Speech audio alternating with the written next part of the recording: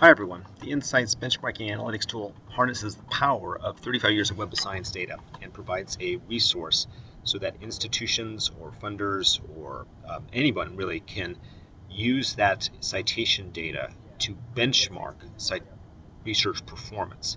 And that's a critical element. Web of Science is designed for search and discovery, and people for years have been using it to try to get towards citation performance. But InCites gives them an application that's designed to support their need to measure publication and citation performance.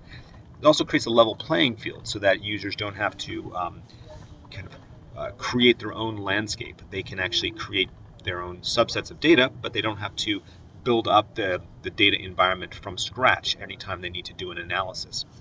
When you're using InCites, you can start from a wide range of perspectives. You can explore different dimensions of an institution, or you can use some of the preset reports just to uncover some of the strengths and weaknesses of any institution.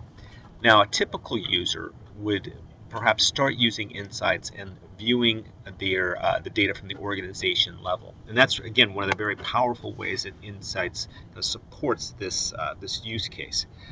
When I'm exploring by organization, one of the things I'll notice is that I have 5,600 institutions that I can compare to each other. This, again, is drawing upon the address indexing across all years of the Web of Science data. For this particular institutional information, we are doing a great deal of very detailed institution unification so that you're going to see all the variant names in the Web of Science kind of coalescing around a preferred name that we're using in the InCites application. Now, when I'm looking at this is everybody. In my globe display here, my map display kind of shows me where this research might be coming from. But I'm going to start by limiting this down and looking at institutions in a particular location. If I choose location, I can type in any country name or a collection of country names. Here I'm going to choose Sweden, but I can choose Sweden and Norway and Denmark and other countries. I then choose to update my results, and instead of showing me all institutions from everywhere in the world, it's going to show me institutions, both corporate and academic institutions, found in Sweden. Now, my map no longer makes sense because it's limited down to just 47 entities in Sweden, but I could change the visualization very easily. And this is one of, again, the powers of the InCites application. Doesn't lock you into a particular display. If I want to choose another display, in this case I want to choose to display in a bar graph, which is a more meaningful display, I can actually change that very quickly, and it shows a bar graph. I can change it back. I can move it to any other graph that I want. So here it's very easy and very flexible to change that display and customize it to your own view. I can also customize the indicators. Here I'm looking at my display by time cited. If I want to make that Web of Science documents, I'm going to order my institutions by Web of Science documents, and now I'm going to add some additional lines to this display. Now, when I'm looking at this display, let's say I'm trying to understand which institution is the best institution in Sweden. Now, defining best is always going to be kind of up to me. In this case, if I want to choose best, meaning the most publications in the last 30 years, I can do that, but I can also look at time cited. Now, number of publications and time cited could just show me the biggest and maybe not the best. But InCites does come with a whole range of normalized impact measures. So I can compare institutions of different sizes.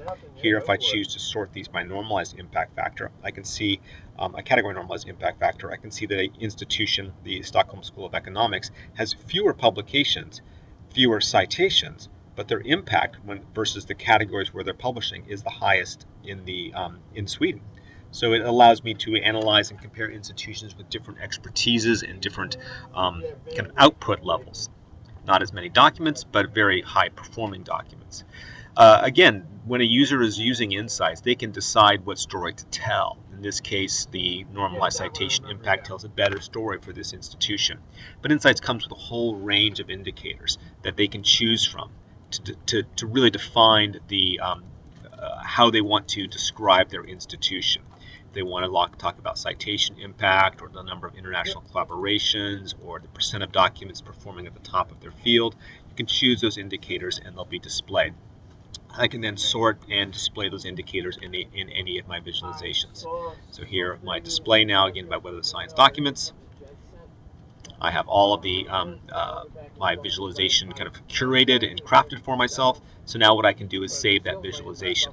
And InCites, again, this is one of the nice things about it, is it's really designed to support a workflow. It's not just a one and done sort of analysis. It may be something I want to come back to craft, to look at the institution of Sweden in a different way. When I do name my reports, I can choose where I want to save them. It comes with a generic dashboard, but I also have a whole range of reports and foldering that I can create, and this is completely personalized. Any user can create their own structure, their own folders, name their own reports.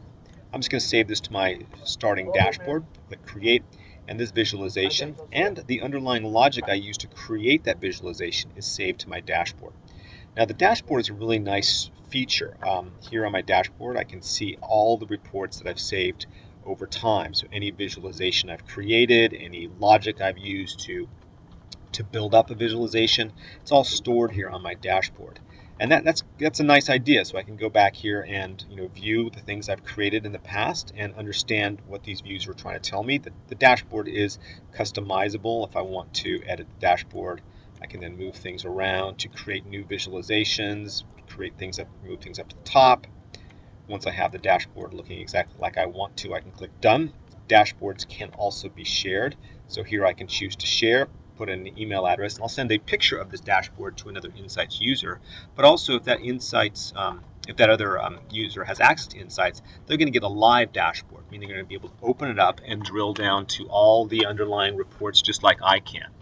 Now here I created a report looking at, let's say, Iceland collaborations. I think I was trying to view what countries Iceland collaborated with most frequently, but I'm not really sure exactly what I did. I created this a while ago. So one of the nice things I can do is if I go to configure tile, I can go to view data. And that just doesn't take me back to the visualization. It takes me back all the way to the logic I used to create this visualization. So it's always going to drill all the way back to my starting point and let me understand exactly what it was that I created. Now, one of the things that people do like about the InCites application is that they have access to the underlying data. They have access to the data in the report.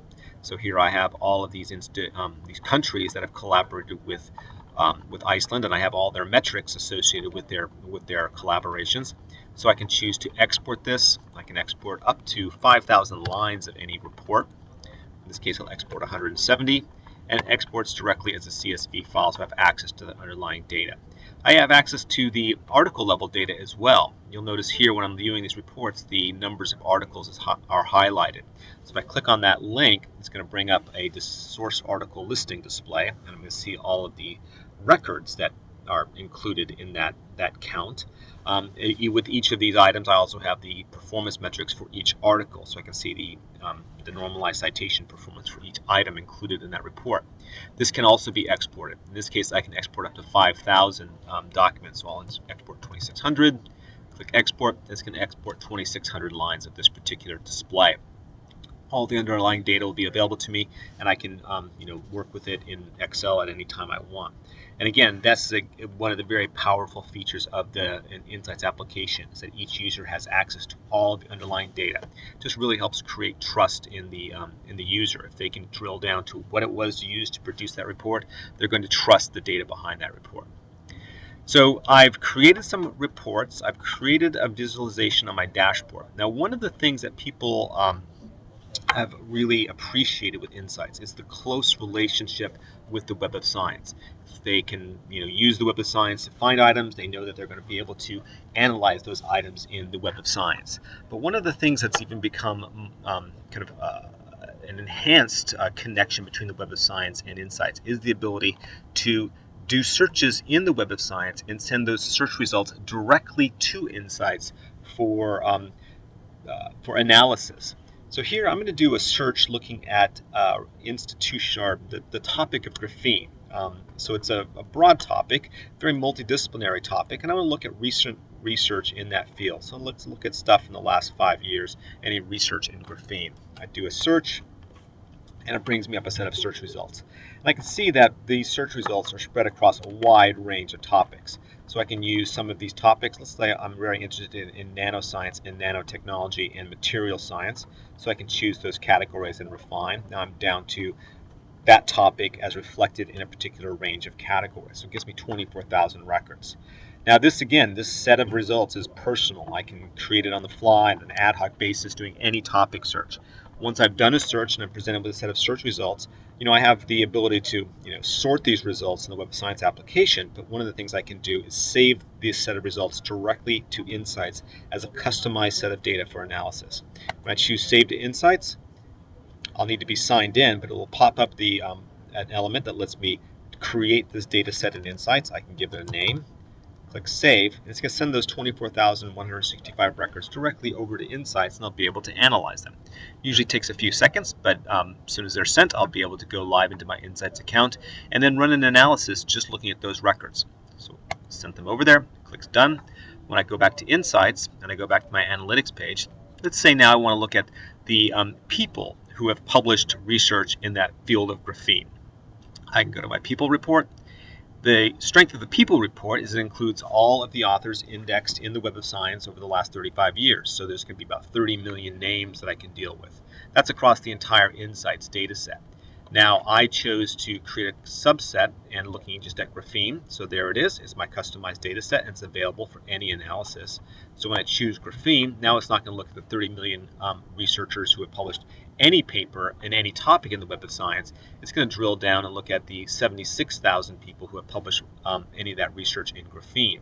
So now I'm looking at these particular papers and I'm seeing the researchers who have published that research on that particular topic. So I'm seeing who's produced the most and then whose research is performing at the best versus its category versus where that information was published. So this really allows me to understand who are the leading researchers in this particular research area. If I'm making a decision about hiring a researcher or providing tenure or funding a researcher, I can do a topic search in the Web of Science and then bring that information directly over into the application to help give me a more detailed understanding.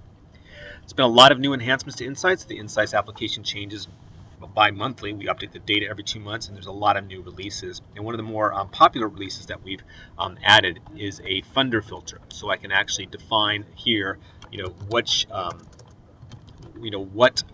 funders have funded this information in the Web of Science. So I can choose from the list of funding institutions, and I can choose as many of these as I want to understand the funder relationship to this particular topic. So there's a lot of ways to view the data. It's really up to the imagination of the user how they want to dig into this data. The InCites application is designed to be fairly easy to use so people can go in and create their reports and save them and work with them over time. So there's not like a one and done or a high cost per report. They can play around with the data, run the reports they want. If they don't get them right the first time, they can come back and refine them, change them, put new limits on those reports. So it's really designed to support a long-term analysis goal, not something that's just done once and you disappear from the product. So that should give you a brief overview of some of the power of InCites and some of the new features of InCites. Thank you very much.